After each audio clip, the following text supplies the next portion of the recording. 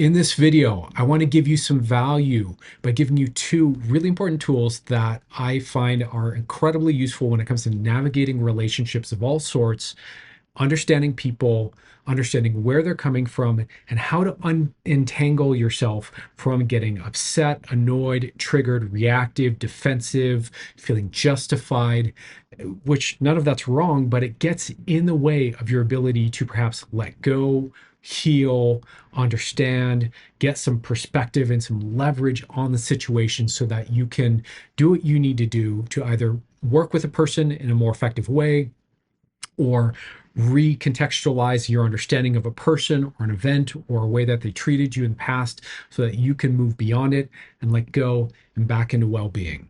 The entire point of this video is to give you two super important tools that so many of my clients find incredibly useful so that you have, a better way of understanding people. So let's go ahead and get into it. Super duper quick. If you've never seen me before, I want to introduce myself. My name is Dave. I'm a coach. I'm a hypnotherapist. I've been coaching about 10 years now. I have about a 30-year personal history of psychedelics. So I do a lot of kind of psychedelic assisted work with people. I help people transform their lives. We talk a lot here on the channel about personal development work and therapy and psychedelic therapy and spirituality and awakening. These are all things I have a lot of personal experience with. So if you're interested in these kinds of topics, you're in the right place. If you're not, then check me out or leave, up to you either way. But let's go ahead and get into the conversation. Much love. Okay, so let's go ahead and get into it here. So I think you're going to get a lot of value out of these tools. These are tools that I use every day in my own life. They're tools that I find to be central and a part of this kind of concept of secure relating and secure self-relating that I've been articulating here on the channel and that I'm making a course about. And these are tools that I find my clients often need or have never learned.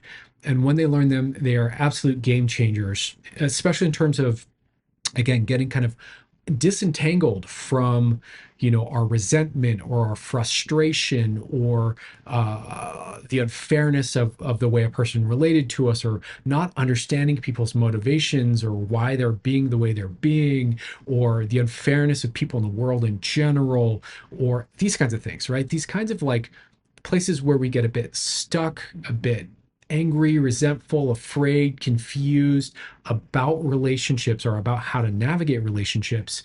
These are often places where we feel justified to have the reaction we have, which maybe we are.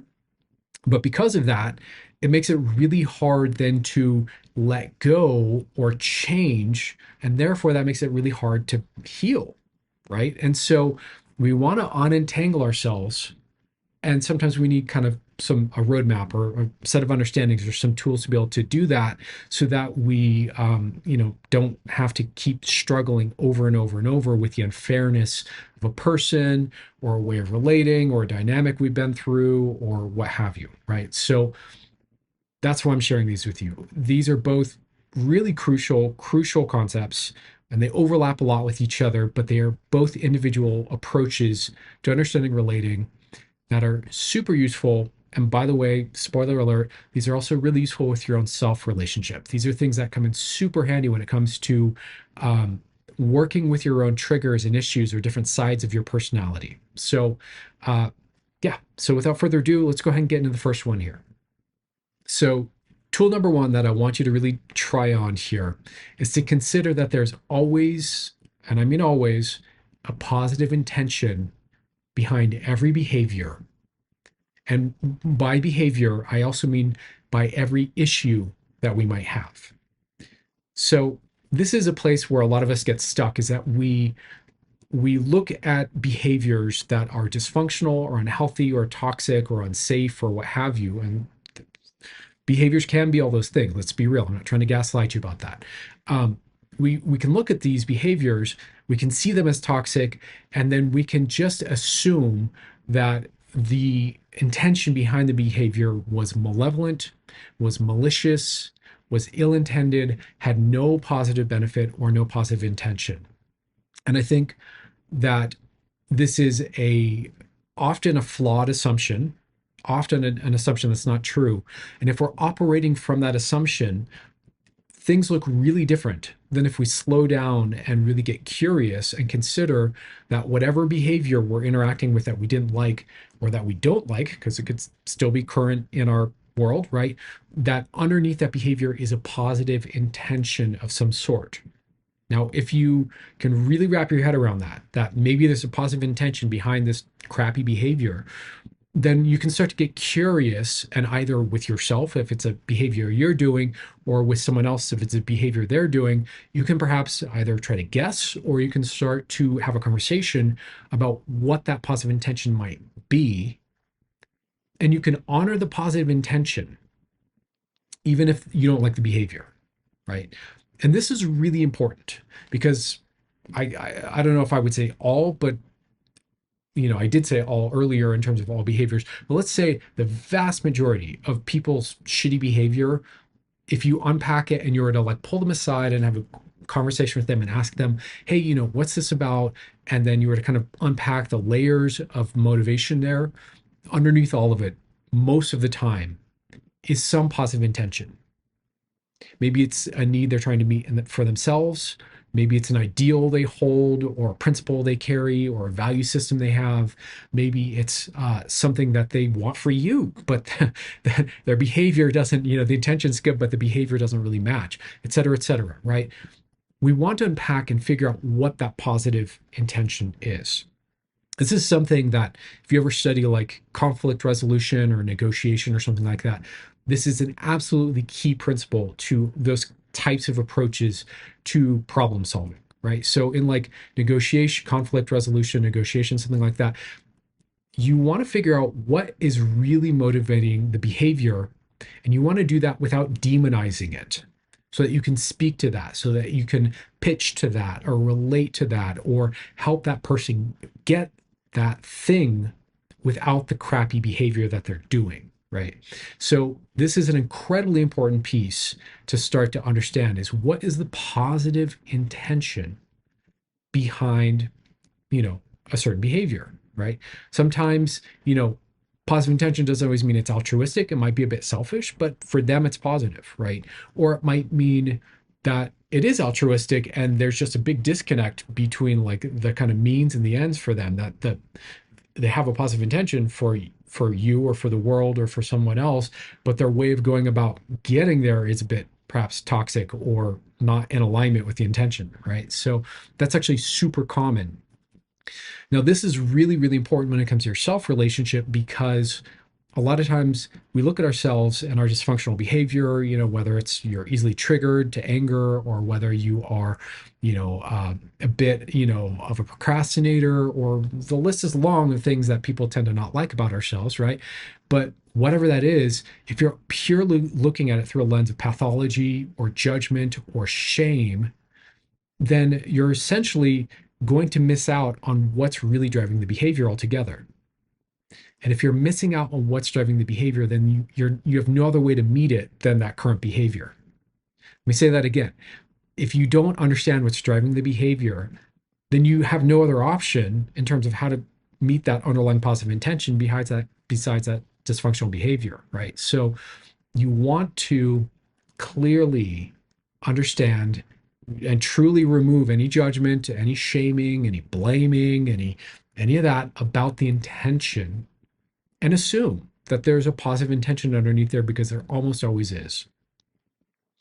And that will be more productive and more useful for understanding the motivations behind behaviors, whether it's yours again or someone else's, whether you like the behavior or you don't. You want to start to look at what's the intention underneath. So that's the first tool. And for the second tool, and again, this overlaps a lot with what we're just talking about here with the positive intention. The second tool is separating out behavior from the person underneath, or from the being underneath, right? So a very common mistake that people make in relationship, or when we're looking at the world around us, is if we see someone behaving in a bad way, we make a character assessment about them and assume they're a bad person, right? That they are evil or toxic or wounded or damaged or wrong or bad or dangerous, or, et cetera. And we start to ascribe character traits to them, right? Based on their behavior. We do this automatically, we do it very quickly, and it becomes a value judgment of the entire person, right, based on their behaviors. Now, in my experience, when you start to ask someone about why they behave the way they behave and or the why of a certain behavior and the motivation structure behind it, you start to get that usually people at their core are actually very beautiful and sensitive and good and trying to do their best, trying to make the most sense. And usually, whatever the logic is behind the behavior actually kind of makes sense from whatever worldview or experience or thing they're operating from, right? So, if we separate out the person from the behavior, we can absolutely look at a behavior and go, that's wrong. I'm not okay with that. That's unsafe. That's toxic. It's unhealthy. I don't like that, without throwing out the person with it, right? And this is really, really important in all relationships, right? Because then that gives them the ability to be a different way, to act a different way. But if you're ascribing character based on their behavior, then you frame them into a corner, you make them a bad person, then they have no other option on how to show up with you besides being a bad person, right? This is also super, super true internally with ourselves, right? So when we're looking at certain aspects of our behavior that we don't like, you know, maybe I have a judgmental side that's like harsh, right? Um, if I'm ascribing that to my character, the behavior to my character being the same thing, then I don't give myself any room to change. I simply am a bad person at that point, right? But if I can really see the difference between the person and the behavior, then I can go, oh wait, so I don't like that I do this. I can change this, or I can explore where this is coming from and why and what it's about and what might be a better way without demonizing myself. But the moment I demonize myself and I go right to the character, to the identity, rather than the behavior, then, you know, essentially I am a bad person. So there's no other way it could be, right? There is no change. No change is possible because the character is the behavior, right? So, and if you can't change that, you know, or the prospect is change your entire character, which is also a bit of an unfair thing to do, right? And so you can see perhaps where this starts to become useful, right? That even with people who have wounded us, right, or people who have done atrocious things, that we can separate out the behavior and the beliefs they have and the worldview they have and the value system they have and all that from who they are at their core, right? And we can start to figure out what's unhealthy and what isn't. And it gives room, it gives flexibility, it gives new insight, and it softens this entanglement of shame and blame and judgment and resistance that, quite frankly, you know, it's understandable why people feel this way and think this way, but all I see is that it keeps people stuck. And if you're wanting to heal, being stuck works against that. So these are the two tools. So let me just kind of summarize and then we'll wrap the video here. So the first tool is to recognize the positive intention behind a behavior. And the second tool is to separate the behavior from the person altogether, right? So that you can look at behavior and go, that's not acceptable, that's not okay, I don't like that. But you're not your behavior. You're the owner, you're the actor of your behavior. These are both super important tools, again, for navigating all kinds of relationships around you, right? Whether it's your crappy boss or your relationship with yourself or some traumatic event or understanding toxic personalities out there in the world online, of which there are obviously many. So use these tools as you will. Hopefully they're helpful to you. Again, my clients often come to me when I'm working with them and these tools come up and they find them to be game changers because it helps them to get unstuck from the resistance and the frustration, the whatever. So hopefully you find this useful. Much love to you. I'll talk to you soon. Take care.